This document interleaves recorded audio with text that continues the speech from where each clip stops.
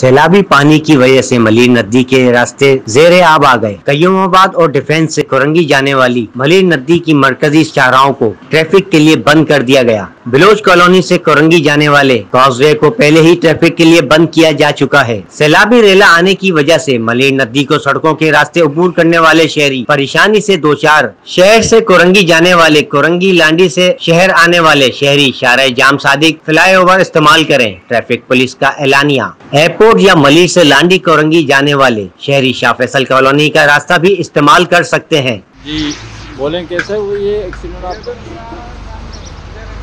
गाड़ी आई उधर सामने, उसके पीछे हमारे आगे गाड़ी था और उसके पीछे हमें ब्रेक लगा, ब्रेक नहीं लगा तो इधर फेंक दिया हमने गाड़ी।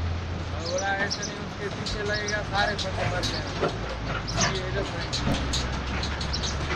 कल 5 बजे रात मलिर नदी में 3 अफराद के डूबने की इत्तला के बाद 2 अफराद को बचा लिया गया, जबकि एक शख्स की तलाश जारी है। मलिर जाम सादिक गोड नदी में डूबने वाले 18 साल नौजवान असद की लाश को ईडी के रजाकारों ने निकाल कर वर्षा के हवाले कर दिया। मीडिया की बार बार निशानदही के बावजूद मलिर नदी में गैर कानूनी तामीराती काम करने वालों के खिलाफ कोई कानूनी कार्रवाई नहीं हुई। गुज़िश्ता कई सालों से मलिर नदी में कई कीमती जानें ज़ाया हो चुकी हैं। मलिर नदी में गैर कानूनी तामीरात के खिलाफ कोई सुनवाई नहीं हुई। कराची में जब भी बारिशें होती हैं, मलिर नदी में गैर कानूनी मकानात को नुकसान पहुंचता है। अवाम को सस्ते प्लाट फरोख्त करने वाले कब्जा माफिया आलीशान मकानात में रहते हैं और गरीब का जानी और माली नुकसान हो जाता है। Ishtiaq Shah, BLI news, Karachi.